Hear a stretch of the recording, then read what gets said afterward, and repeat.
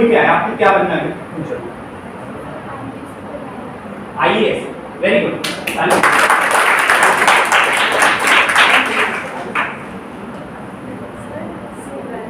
Singer बनना, very good.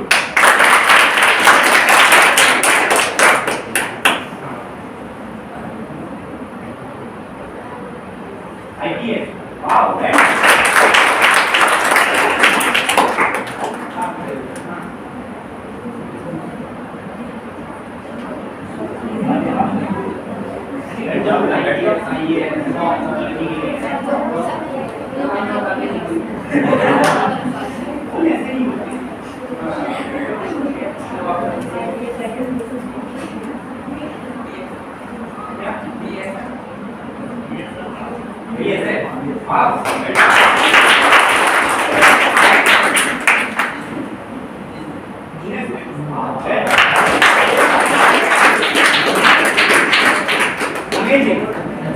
मैंने लगभग सभी से बात की, सबने अलग अलग बताया, मुझे खुशी हुई। लेकिन एक चीज बता देता हूँ, प्रॉब्लम क्या होती है स्टूडेंट्स लाइफ में, हम गोल सेट नहीं कर पाते। क्या गोल सेट नहीं कर पाते? गोल मतलब क्या होता है? ड्रीम, जानते हो ना, एम। ड्रीम कैसे सेट करते हैं वो मैं आपको बता देता हूँ। कुछ तरीके हैं। पहला, आप अपने अंदर झांकिए। झांकने का मतलब देखिए। आप देख सकते हो अपने अंदर? देख सकते हो? आप अपने अंदर देख सकते हो कि नहीं? Yes sir. ऐसे लो? Yes sir. आप अपने अंदर देख सकते हो। क्यों? क्योंकि आपको आपसे अच्छा इस दुनिया में कोई नहीं जानता। I am right? Yes sir. तो आप अपने अंदर पहले देखिए, मेरे पास क्या स्किल्स है। क्या स्किल्स है? जैसे अभी आपने बोला कि मुझे डांसर बनना है, इनको ये पता है कि मेरे पास ये स्किल्स है। सिंगर, सॉरी, कोई ठीक है, लेकिन उनको ये पता है कि मेरे पास ये स्किल्स है।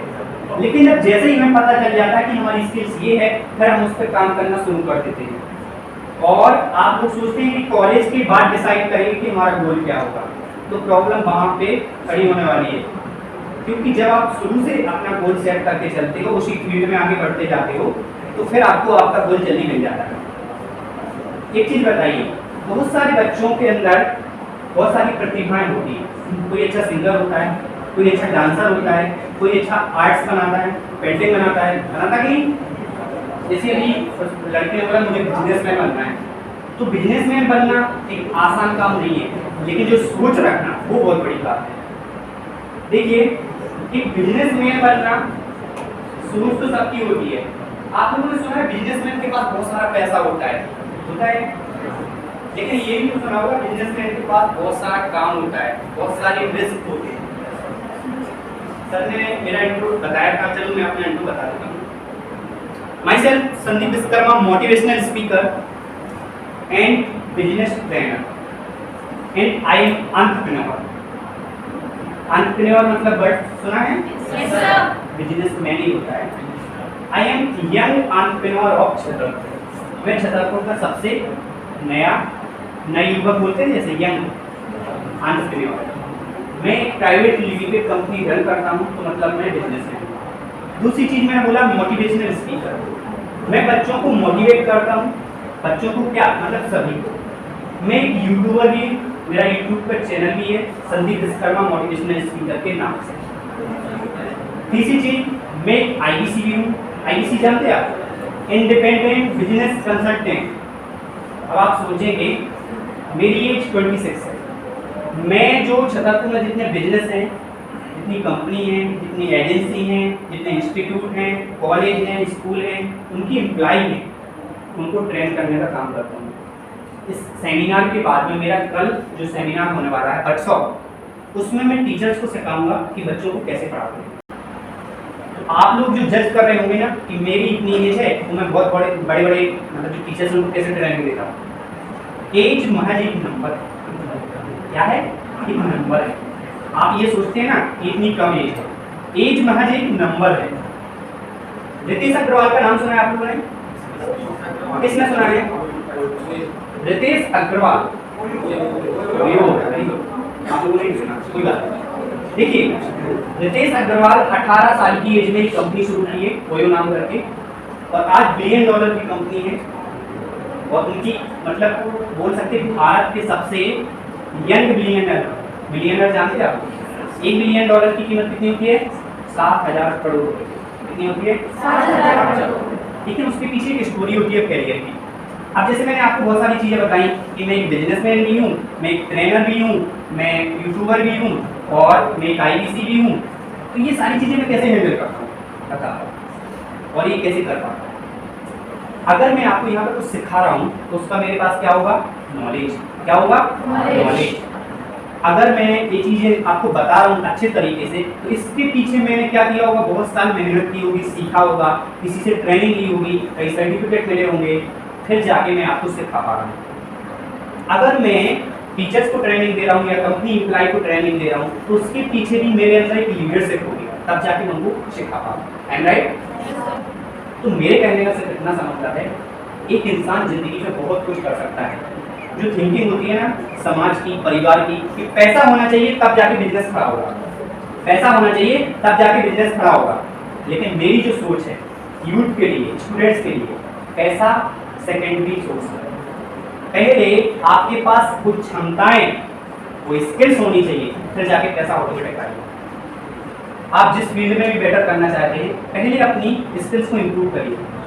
हम जिंदगी में क्या करते हैं? उन चीज़ों पे पैसा वेस्ट करते हैं जहाँ से हमें कुछ रिजल्ट नहीं मिलता है। वॉइस आप लोग फोकस नहीं हो रहे हैं, मैं बीच में क्वेश्चन भी पूछ सकता हूँ, ठीक है? अच्छा ये बताइए, इसमें से टीवी और कौन देखता है? हाथ पे टीवी कौन है? बिल्कुल ईमानदारी के साथ, डांट नहीं पड़ने वाली, बता ठीक है? 50% लोग देखते हैं। मोबाइल कौन चलाता है? ऑलमोस्ट सभी। Okay, very good. चलो मान लीजिए, देखिए टीवी देखना गलत नहीं है, मोबाइल चलाना गलत नहीं है, लेकिन हम उसमें क्या देखते हैं मैं बता सकता हूं। स्टूडेंट्स के लिए सबसे इम्पोर्टेंट क्या होगा? स्टडी। क्या होगा? स्टडी। अगर आप मोबाइल पे स्टडी की चीजें देख रहे हो, स्टडी से रिलेटेड कंटेंट देख रहे हो, तो आपके लिए बहुत अच्छा है। लेकिन किसी भी चीज की एक लिमिट होती है। अगर आप दिन में 8 घंटे मोबाइल चलाते हो तो वो एडिक्शन क्या है? एडिक्शन। आप मोबाइल पर वो चीजें देख रहे हो लेकिन उसकी लिमिट सेट है कि मुझे इतने घंटे ही चलाना है, तो वो बहुत अच्छा है। क्या है? बहुत अच्छा। अच्छा, ईमानदारी के साथ, बिल्कुल ईमानदारी के साथ बताना, PUBG कौन खेलता है या खेला हुआ है? ईमानदारी के साथ खेला हुआ है या खेलता है? ठीक है, कोई बात नहीं, मैं समझ गया। बस बस बस बस हाथ उठाना है ना, मतलब से बोलना है, शोर नहीं करना है, सिर्फ हाथ। बस देखिए, मैं जहाँ तक जानता हूँ, मैंने PUBG का नाम सुना है, लेकिन मैं बताता हूँ उसकी स्टोरी क्या है। क्या होता है, एक हेलीकॉप्टर से एक आदमी नीचे उतरता है किसी बिल्डिंग से, है ना? ध्यान से सुनना इस बात को कि बहुत इंपॉर्टेंट है, इससे आप रिलेट कर पाओगे कि लाइफ में प्रॉब्लम कहाँ है। एक आदमी नीचे उतरता है खाली हाथ, उसके पास बंदूक वगैरह नहीं होती है, राइट? इसके बाद कुछ घर होते हैं, वहां पर हथियार पड़े होते हैं, वहां से हथियार लेना होता है, टापू पे जाना होता है, उसमें से बहुत सारे लोग होंगे, 100 लोग होंगे, उनको मार के जीतना होता है। तो जैसे हम सबको मार देते हैं तो फिर क्या बोलते हैं? I am winner. क्या?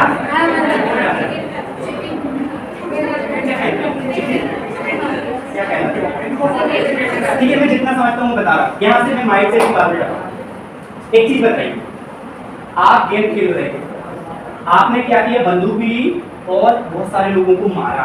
तो जैसे आप मारते हैं ना, आपको खुशी मिल जाती है, आओ एक्साइटेड हो जाता है, मजा आता है ना? आता मजा?